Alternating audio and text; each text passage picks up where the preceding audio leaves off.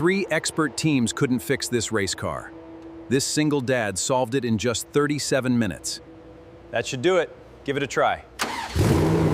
Sweat dripped onto a $50,000 carbon fiber steering wheel, pooling in the center hub like cheap rainwater. 3 teams of world-class engineers stared at the dead hypercar, their laptops displaying nothing but digital failure. 37 minutes later, a guy named Micah fixed it with a rusted wrench. Burnt clutch resin and stale espresso hung in the stagnant air of Garage 4. Vivian Croft tasted copper. She had been biting the inside of her left cheek for 3 hours, and the raw metallic tang was the only thing keeping her anchored to reality.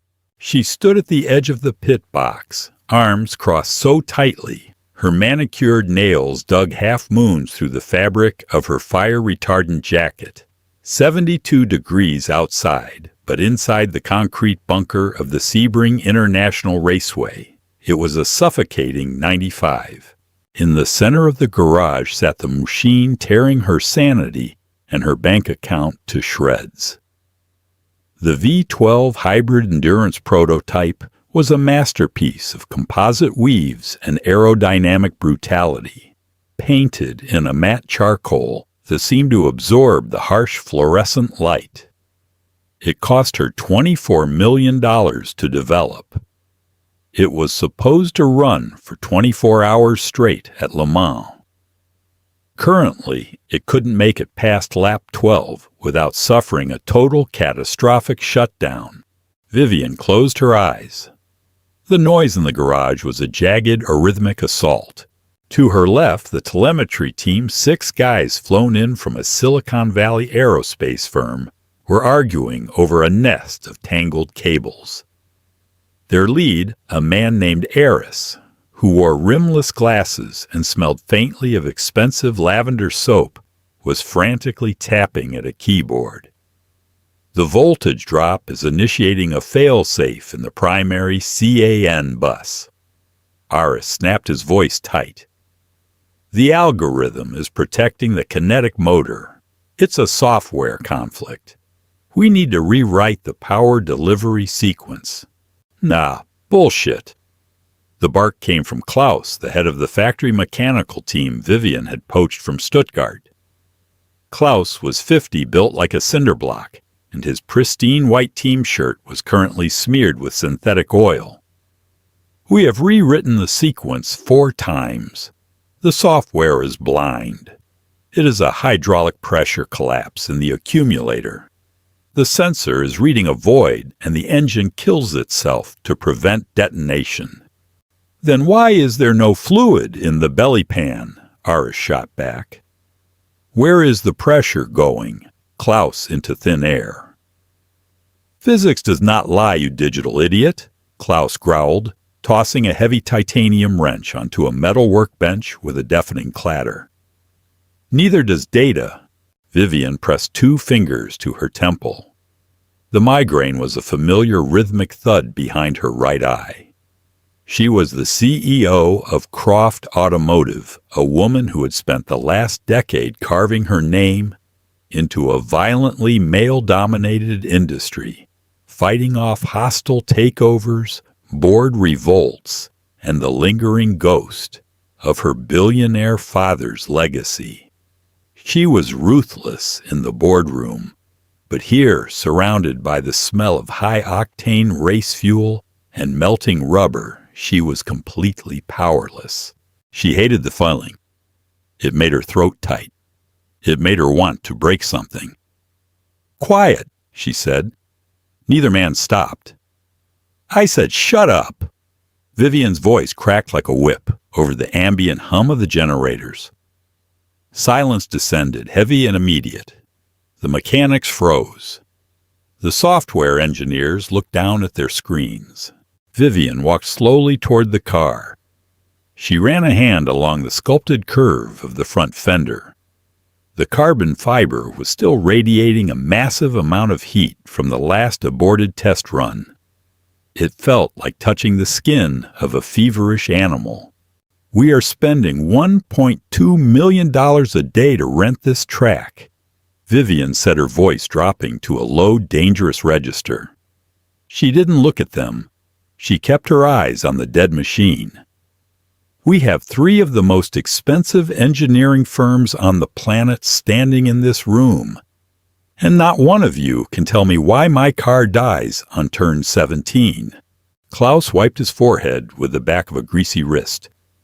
Ms. Croft, the systems are too complex. The hybrid drive, the brake-by-wire, the hydraulic subsystems. They are talking to each other in a language we cannot decode. We need to take the car back to the factory, strip it to the chassis, put it on the rig. Le Mans is in exactly 3 weeks, Klaus. Vivienne replied finally, turning to look at him. Her eyes were cold-stripped of all corporate diplomacy. We don't have time for the rig. We don't have time to strip it. We qualify in 20 days. If this car doesn't run today, I am pulling the plug on the entire program. A collective breath hitched in the garage. 200 jobs. Hundreds of millions in sponsorships. You can't do that, Eris stammered, adjusting his glasses. The data models? Burn the data models. Vivian interrupted, her voice devoid of inflection.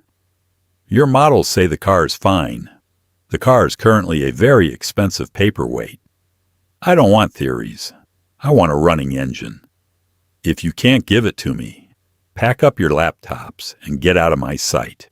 She turned her back on them, the adrenaline fading, leaving behind a hollow, sick exhaustion. She was surrounded by genius, and it was entirely useless. They were so busy looking at the math, they had forgotten how to look at the metal.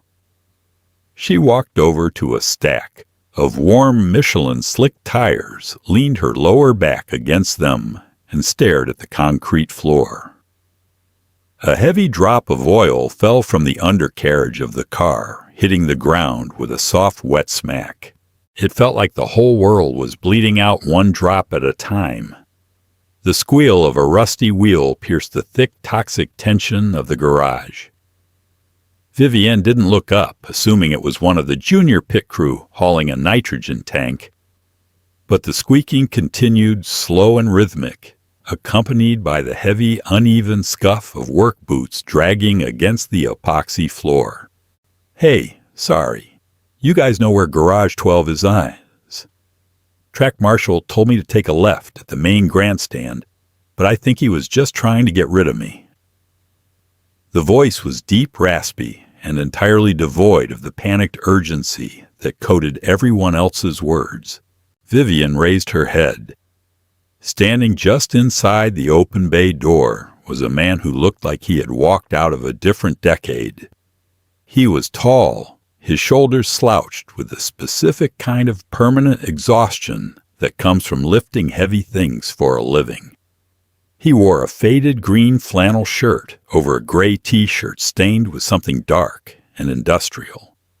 His jeans were frayed at the heels, falling over a pair of cracked leather steel toe boots. He was pulling a rusted red metal wagon. Sitting inside the wagon was a custom TIG-welded exhaust manifold shimmering with raw heat marks. Sitting next to the manifold was a boy. The kid looked to be about 8 years old. He was wearing oversized, bright yellow industrial ear defenders that dwarfed his small head. He was clutching a faded plush triceratops in one hand and an old cracked iPad in the other, completely oblivious to the multi-million-dollar operation surrounding him. Vivian stared. It was such a bizarre, jarring intrusion into her high-stakes nightmare that for a second she couldn't process it. "This is a closed test session," Klaus barked, stepping forward, his face flushing red. "You cannot be in here. Out. Now." The man held up a calloused hand thick with old grease stains embedded deep in the knuckles. "Take it easy, pal. I'm just looking for the Wagner team. Supposed to drop this manifold off an hour ago. But my babysitter bailed, and the kid—" He gestured vaguely to the boy in the wagon. "Anyway." Garage 12. "Get out," Klaus yelled, pointing at the door. "Security." Klaus stopped screaming. Vivian snapped the sheer volume of the German's voice, sending a spike of pain through her migraine. She stepped away from the tires and walked toward the man. "Garage 12 is in the north paddock. You're on the south end. You need to turn around, go back through the tunnel, and follow the blue line on the asphalt." The man sighed a long, tired exhalation that seemed to deflate his chest. "Perfect. Another mile dragging this thing." He looked at Vivian, offering a small, crooked smile. It didn't reach his eyes, which were a pale, washed-out blue and lined with deep fatigue. "Thanks. Sorry for the interruption." He turned to grab the handle of the wagon. "Leo, hold on tight, buddy. Bumpy ride ahead," he murmured to the boy. The kid didn't look up from the iPad, just tightened his grip on the dinosaur. The man took one step toward the exit, then stopped. He frowned. He tilted his head back slightly, sniffing the air. He let go of the wagon handle and took 2 steps back into the garage, his eyes narrowing as he looked past Vivian, past Klaus, and locked onto the charcoal chassis of the Apex 9. "You guys running a carbon tub hybrid?" he asked, his voice dropping the casual, apologetic tone. Harris let out a short, condescending laugh. "Yes. Now please leave. You are contaminating a sterile workspace." The man ignored Aris entirely. He took another step closer to the car. Vivian watched him. She noticed the way his eyes moved, not taking in the sleek lines or the aerodynamics, but scanning the exposed guts of the machine, tracing the path of the hydraulic lines and the thick orange high-voltage cables. Smells like burnt ozone," the man said softly. "And scorched dielectric grease." "Obviously," Klaus sneered. "The kinetic motor is overvolting. We are aware of the smell. We have 70 channels of live telemetry monitoring it." The man shook his head slowly. "No, you don't." The entire garage went dead silent again. Klaus took a threatening step forward, but Vivian held up a hand, stopping him in his tracks. "What did you say?" Vivian asked, her voice dangerously quiet. The man finally looked at her. He didn't seem intimidated by her tailored suit, her icy demeanor, or the heavy gold Rolex on her wrist. He just looked at her like she was another tired person having a bad day. "I said you don't have 70 channels monitoring it, because if you did, you'd know that the smell isn't coming from the kinetic motor." He pointed a thick, grease-stained finger toward the rear bulkhead of the chassis, right behind the driver's seat. "The motor is in the bell housing. The smell is coming from the secondary firewall. You're frying your grounding loop.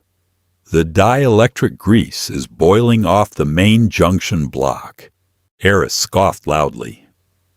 "That is impossible. The junction block is shielded. The data shows stable resistance across all ground points until the moment of total failure." "Data only shows you what it's programmed to look at," the man said, shoving his hands into his pockets. "And data takes a fraction of a second to log. Metal is instant." Vivian studied him. There was no arrogance in his posture, no desperate need to prove himself like the engineers surrounding her. He was simply stating a physical fact, reading the air the way a sailor reads the tide. "What's your name?" Vivian asked. "Micah. Micah Miller." "What do you do, Micah?" "I own a fabrication shop off Highway 98. Welding, custom exhaust, heavy diesel repair." He shrugged. "Whatever pays the bills." "He is a tractor mechanic," Klaus spat, turning to Vivian. "Ms. Croft, this is absurd. I am calling security." "Touch that radio, Klaus, and you're fired," Vivian said. She didn't blink. She kept her eyes on Micah. It was a gamble, a cynical, desperate gamble born of utter frustration. She had spent the last 3 days watching highly educated men fail while hiding behind spreadsheets. This man in the faded flannel hadn't looked at a single screen. He had walked into a room, smelled the air, and identified a component none of them had even considered checking. "How much to look at it?" Vivian asked. Micah blinked, genuinely surprised. "Look at what?" "The car." "Yes, the car." Micah looked back at the wagon. The boy Leo was rubbing his eyes beneath the heavy ear defenders, looking dangerously close to a meltdown. Micah checked a scratched Casio watch on his wrist. "Lady, I don't know," Micah sighed, rubbing the back of his neck. "I gotta deliver this manifold, and I promised my kid a milkshake. He's had a long day. I'm not an aerospace engineer." "I have 10 aerospace engineers," Vivian said, her voice turning brittle. "They've done nothing but cost me millions of dollars. I don't need an engineer right now. I need a mechanic." She reached into her jacket pocket, pulled out a gold money clip, and peeled off 5 crisp $100 bills. She held them out. 50 minutes. Just look at the bulkhead. If you're wrong, you take the money and leave. If you're right, I'll buy your son the biggest milkshake in Florida." Micah looked at the money. Then he looked at the car. The corners of his mouth tightened. The sheer mechanical challenge of the machine was calling to him, pulling at the deep-seated itch that lived in the hands of anyone who spent their life fixing broken things. He walked over to the wagon. He crouched down, pulling one of the yellow ear cups away from Leo's ear. "Hey, bud, you okay hanging here for a little bit? Daddy has to look at a car." Leo didn't speak, but he gave a small, jerky nod, hugging his dinosaur tighter. Micah stood up. He didn't take the money from Vivian. Instead, he reached into the wagon beneath the welded manifold and pulled out a heavy, battered canvas tool bag. The fabric was stained black with years of oil and use. He walked past the $1-million laptops, past the furious German engineers, and set his bag down on the concrete next to the Apex 9 with a dull, heavy thud. "I'll give you 37 minutes, Micah said. "Then I'm taking my kid home." The garage held its breath. Vivian stood at the front of the car, arms crossed her heart, hammering a tight, frantic rhythm against her ribs. She felt completely exposed. If the board of directors could see her now, letting a random diesel mechanic from a local highway shop tear into their crown jewel, they would have her removed by nightfall. But as she watched Micah work, the knot of anxiety in her chest began to loosen, replaced by a strange, hypnotic fascination. Micah didn't ask for a schematic. He didn't plug in a diagnostic cable. He unbuttoned his flannel shirt, tossed it over a chair, and clicked on a heavily scratched yellow Pelican flashlight. He leaned over the carbon fiber side pod, his torso disappearing into the cramped, razor-sharp confines of the engine bay. "Don't touch the orange cables," Harris warned from his desk, his voice trembling with indignation. "They carry 800 volts. You will instantly electrocute yourself." "I know what a high-voltage line is, kid." Micah's muffled voice echoed from inside the chassis. "I'm not touching the battery. I'm following the chassis ground." The physical reality of his work was jarring. The factory team used delicate, torque-calibrated instruments. Micah used his hands. Vivian watched his thick fingers, rough with calluses, slide blindly along the braided wiring harnesses, feeling for tension, for heat, for the subtle abrasions that digital sensors couldn't see. "Hand me a 10-millimeter socket. Shallow well," Micah said, extending his left hand out of the engine bay. Nobody moved. Klaus stood with his arms crossed, his jaw set in stubborn defiance. Vivian didn't hesitate. She walked over to the pristine factory tool chest, yanked open a drawer, grabbed a 10-millimeter socket, and slapped it into Micah's waiting palm. "Thanks," he grunted. The rhythmic click-click-click of a manual ratchet echoed in the quiet garage. It was an analog, deeply human sound. The telemetry logs clearly show the fault originates in the ECU processing unit. Aris muttered mostly to himself, staring at his screen. He's wasting time looking at the firewall. It's a dead end. Telemetry is a ghost, Micah said, his voice straining as he applied torque to a hidden bolt. It tells you a symptom. It doesn't tell you the disease. You guys are looking at the math. But this car isn't math when it's out there on the track. It's metal. It vibrates. It bends. It gets hot. Micah pulled himself out of the engine bay. His gray t-shirt was now streaked with black carbon dust. His knuckles were scraped, a thin line of bright red blood welling up on his index finger. He didn't seem to notice. He reached into his canvas bag and pulled out a heavy, blocky digital multimeter. It looked like it had been dropped off a building and taped back together. "Turn the main power on," Micah ordered. "Don't fire the engine. Just key the ignition to accessory. Energize the systems." Klaus looked at Vivian. She gave a sharp nod. Klaus leaned into the cockpit and flipped the red aviation switch. The car woke up with a high-pitched electronic whine. Micah jammed the two prongs of his multimeter into a heavy junction block mounted against the carbon tub. He stared at the small digital screen. 0.0 ohms, Aris announced from his desk. "Perfect ground, like I said." "Yeah, while it's sitting still," Micah replied. He set the multimeter down so he could see the screen. Then, bracing his feet against the concrete, he placed both of his heavy hands on the massive titanium subframe that supported the engine block. "What are you doing?" Klaus demanded. "Do not push on that." Micah ignored him. With a sudden explosive exertion of physical strength, Micah shoved all his weight against the subframe, violently rocking the rear of the car. The suspension groaned. Vivian gasped, stepping forward. "Look at the meter!" Micah grunted, shoving the frame again, his biceps straining, sweat breaking out on his forehead. "Look at it!" Vivian snapped her gaze to the battered multimeter sitting on the wing.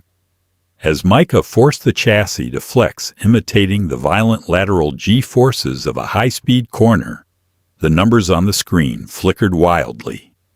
0.0, 4.5, 12.8, OL overload, total loss of continuity. "My God!"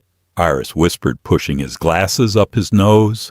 Micah stopped pushing and wiped his brow with his forearm, breathing heavily. "You got a microscopic stress fracture in the main grounding bracket, right where it mounts to the tub. When the car is sitting still, the metal touches. Perfect ground. But when your driver hits turn 17, he's pulling 3 Gs. The chassis flexes. The fracture opens up by a millimeter.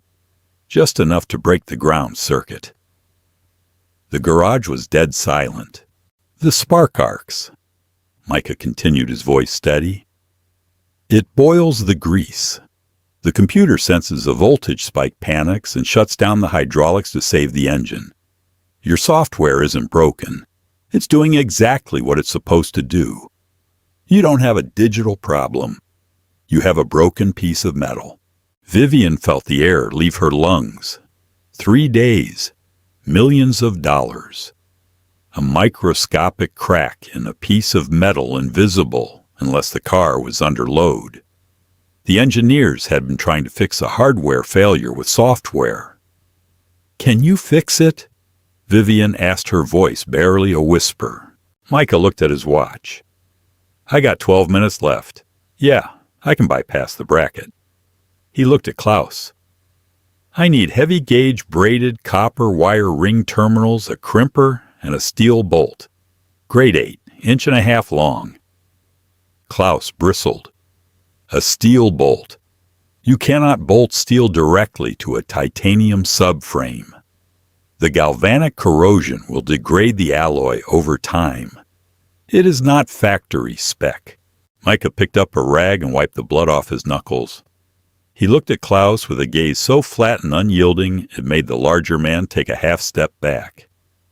Pal, Micah said quietly, it's a race car, not a submarine. You're not trying to survive in salt water for 10 years. You're trying to pass a tech inspection at 4 o'clock today. You can engineer a beautiful, mathematically perfect titanium bracket back in Germany next week. Right now, you need a steel bolt. Vivian felt a sharp, unexpected bark of laughter escape her throat. The sheer pragmatic truth of it was the most beautiful thing she had heard all week. Give him the bolt, Klaus, she said, smiling. For the first time in 3 days, the next 10 minutes were a blur of organized, tactile violence. Micah worked with an economy of motion that mesmerized Vivian. There was no hesitation. He stripped the heavy copper wire with a worn pair of pliers, the sharp snick of the metal, cutting through insulation echoing in the room. He crimped the heavy brass terminals with brute force. He bypassed the fractured bracket, routing the new ground directly from the block to the main chassis rail, securing it with the heavy steel bolt. He didn't use a torque wrench. He used a long handle breaker bar, tightening the bolt until his knuckles went white, relying entirely on the muscle memory of his forearm to know when the tension was perfect. He stepped back. He threw the breaker bar into his canvas bag. Done, Micah said, breathing hard. He looked at Vivian. Start it. Vivian didn't look at Klaus. She didn't look at Ares. She walked directly to the driver's side of the car, climbed over the high carbon sill, and slid into the deep bucket seat. The smell of hot resin and Micah's sweat filled the small cabin. She reached forward and flipped the main power switch. The dash illuminated. She pressed the heavy green ignition button. The starter motor whined for a fraction of a second before the V12 engine erupted into life. The sound was deafening, a violent percussive roar that shook the concrete floor and vibrated in Vivian's teeth. It wasn't sputtering. It wasn't struggling. It idled with a smooth, terrifying ferocity. She revved the throttle. The engine screamed the revs, climbing instantly, flawlessly. No warning lights on the dash. No shutdown. She killed the engine. The silence that followed was heavy and triumphant. Vivian climbed out of the car. Her legs felt weak. The crushing weight of the last 3 weeks evaporated, leaving behind a light, dizzying relief. She looked at the engineers. Klaus was staring at the floor. Aris was aggressively typing, pretending to look at the new data. She looked for Micah. He was already at the bay door. He had his flannel shirt back on his heavy tool bag slung over his shoulder, one hand gripping the handle of the rusted red wagon. Leo was sitting inside the plush dinosaur, resting on his lap, completely unfazed by the noise. "Wait," Vivian called out, walking quickly toward him. Micah paused, looking back over his shoulder. He looked exhausted. "I gotta go, lady. Traffic on 98 is going to be brutal, and Leo wants vanilla." Vivian stopped in front of him. She reached into her pocket, pulled out the gold money clip again, and held out the entire stack of bills. It was easily $3,000. Micah looked at the money. He slowly shook his head. "We agreed on 500, he said, his voice flat. "For 40 minutes. I only took 37. He reached out his grease-stained fingers, brushing against hers, and pulled exactly $500 bills from the stack. He folded them neatly and slid them into his front pocket. "Good luck in France," Micah said. He turned around and started walking the rusted wheel of the wagon, squeaking its slow, rhythmic song down the asphalt paddock. Vivian stood in the sweltering Florida heat, the smell of unburnt fuel and scorched metal thick in the air, watching the single dad and his kid disappear into the crowd. She looked back at her million-dollar engineers. Then she looked at her hands. For the first time in her life, she wished she knew how to hold a wrench. 48 hours later, the sterile chill of the Croft Automotive boardroom felt like a tomb. Vivian sat at the head of a 20-foot slab of polished mahogany, nursing a glass of sparkling water that tasted like battery acid. The air in the room was aggressively filtered, stripped of all scent, pumped through vents with a low synthetic hum that set her teeth on edge. Before her, a massive OLED screen displayed a cascading matrix of green and blue data points. Aris stood beside it, wielding a laser pointer like a rapier. "As you can see, Ms. Croft, by rerouting the diagnostic pathway through a secondary firewall, we have patched the vulnerability," Aris said, smoothly adjusting his rimless glasses. He looked entirely recovered from his humiliation at Sebring. He was back in his element, a room where physics was theoretical and consequences were just numbers on a spreadsheet. "Our simulations show a 0% probability of arc fault repetition. The vehicle is mathematically perfect." Vivian stared at the screen. She didn't see the data. Instead, she saw a heavy, calloused hand gripping a 10-millimeter socket. She heard the sharp analog click, click, click of a manual ratchet echoing off concrete walls. She smelled burnt dielectric grease and stale sweat. "Mathematically perfect," Vivian repeated. Her voice was flat, devoid of the corporate warmth she usually weaponized in these meetings. "Precisely." Aris smiled, mistaking her tone for approval. "We've invoiced accounting for the expedited software patch. The team is ready to fly to Paris on Thursday." Vivian looked down at her hands. Her manicured nails perfectly shaped, completely unscarred. She thought about the deep, jagged cuts on Micah's knuckles, the way the grease was permanently tattooed into the lines of his palms. He hadn't used software to fix her $24 million machine. He had used a steel bolt, a piece of copper wire, and brute, undeniable reality. She realized with a sudden sickening clarity that she was surrounded by ghosts.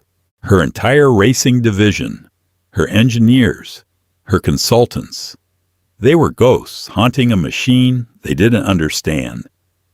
They built cars on screens, drove them in simulators, and panicked the moment the metal actually touched the asphalt.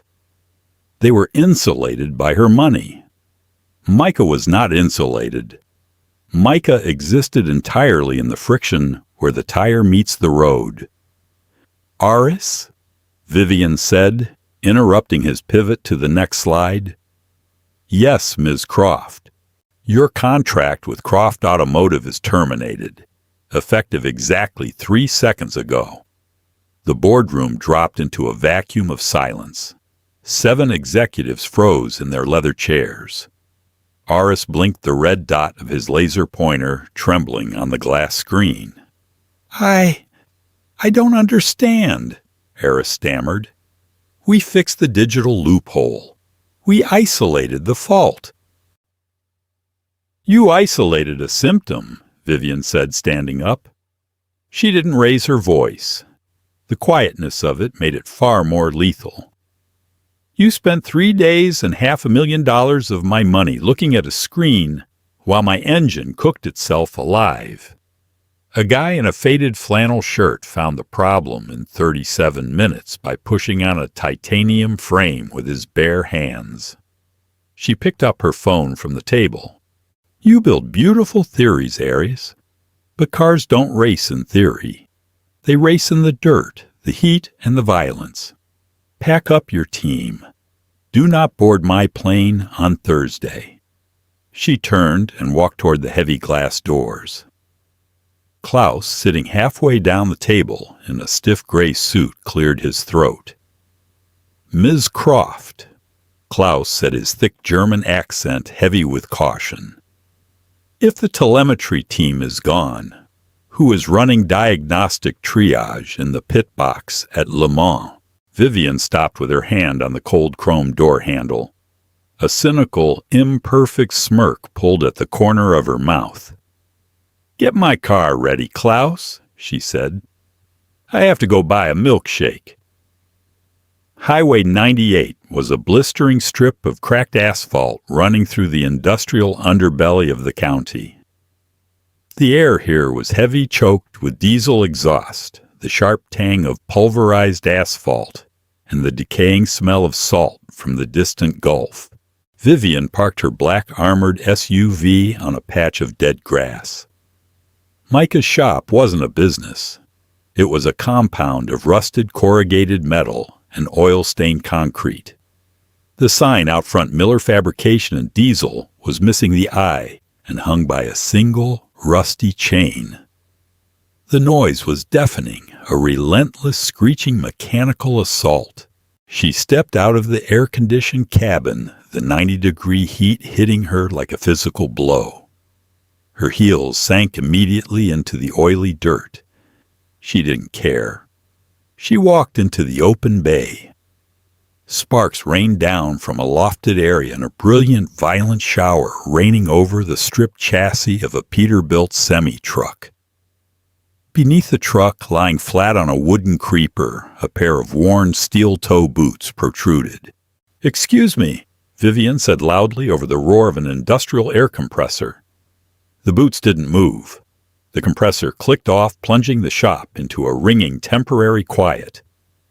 "We don't do alignments and we don't fix imported SUVs. Nuts!"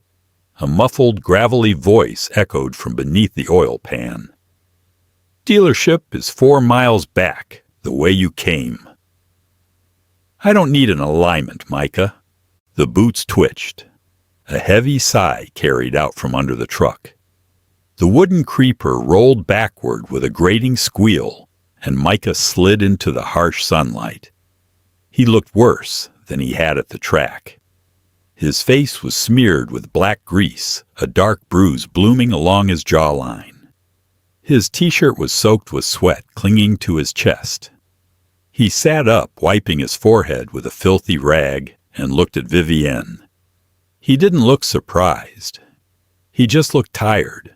"Ms. Croft," Micah said, tossing the rag onto a workbench. "To what do I owe the pleasure your $1,000,000 toy throw another fit?"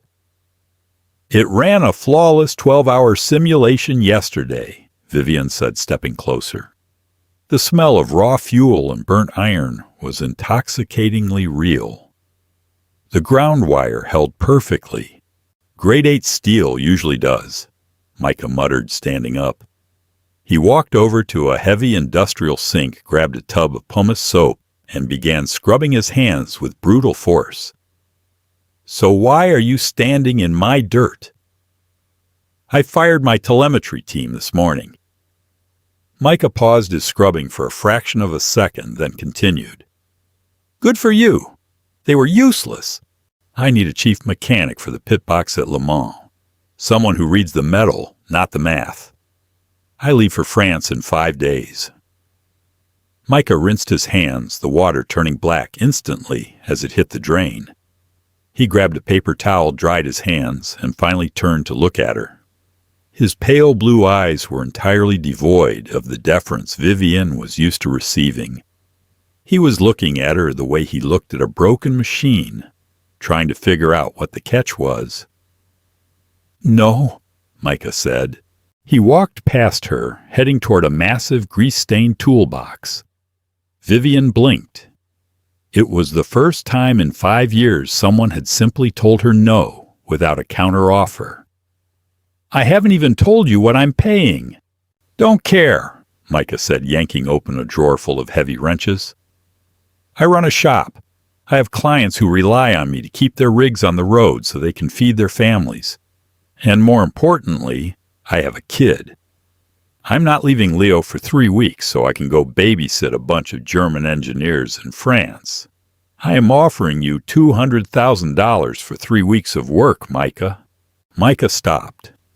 The wrench in his hand hovered over the drawer. The tension in his shoulders tightened, a subtle physical reaction to the sum.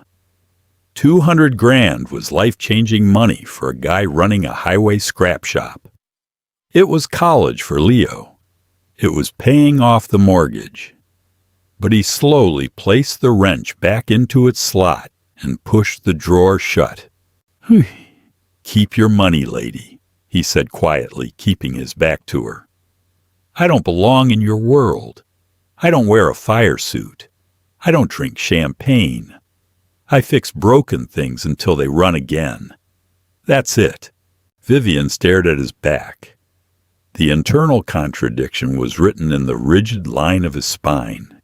He wanted to do it. The mechanic in him, the man who lived for the impossible puzzle, was screaming to put his hands back on the Apex 9. But his pride, his deeply ingrained cynicism toward people like her, was anchoring him to the dirt floor of his shop. She needed to break his anchor. "Do you know why I'm here, Micah?" Vivian asked, dropping the CEO facade entirely. Her voice lost its polished edge, becoming raw, matching the grit of the shop. "I didn't come here because you're a genius. I came here because my team is blind. They look at that car and see a mathematical equation. They see an investment." She took 2 steps forward, standing right behind him. "You looked at it and saw exactly what it was." Vivian continued, her voice low. "A violent, imperfect machine trying to tear itself apart. There are 50 more flaws in that chassis. I know it. Klaus knows it. My computer guys will never find them until the car bursts into flames at 200 miles an hour on the Mulsanne Strait. You are the only person who can feel where the metal is going to snap before it happens." Micah turned around. He looked at her, searching her face for the corporate lie. He found nothing but cold, desperate truth. "What about Leo?" Micah asked, his voice barely a whisper. "I have a private jet," Vivian answered immediately, sensing the crack in his armor. "Leo flies with us. I'll hire a private tutor, a nanny, whatever he needs. He can sit in the VIP lounge above the pit box for the entire 24 hours, eating his weight in French ice cream, playing on his iPad. He won't leave your sight." Micah rubbed his jaw, wincing slightly as his hand brushed the bruise. He looked around his dilapidated shop. The rusted roof, the broken concrete, the endless grinding struggle to keep the lights on. Then he looked at the open doorway toward the small air-conditioned office attached to the side of the building. Through the grimy window, Vivian could see the top of Leo's head, wearing his yellow ear defenders hunched over a drawing pad. Micah let out a long, heavy breath. The fight drained out of him, replaced by a cynical, reluctant acceptance. "No suits," Micah said, pointing a grease-stained finger at her. "I wear my own clothes. Klaus doesn't talk to me unless it's an absolute emergency. And if I tell you a part is failing, we replace it. No arguing with the laptops. My call is final." Vivian didn't smile. She just nodded. "Done." Micah looked down at his ruined boots, then back up at the billionaire standing in his oil spill. He offered a small, crooked, entirely imperfect grin. "All right, boss," Micah grunted, grabbing a fresh rag from the bench. Let's go fix your race car. If you felt the grit and oil in this story, hit that like button. We tell stories about the real heroes, the ones with grease under their fingernails, and no time for corporate excuses. Share this with someone who knows that hard work beats a shiny degree any day of the week. Don't forget to subscribe and ring the bell for more hard-hitting, grounded fiction. Leave a comment below. Would you have taken Vivian's offer? See you in the next one.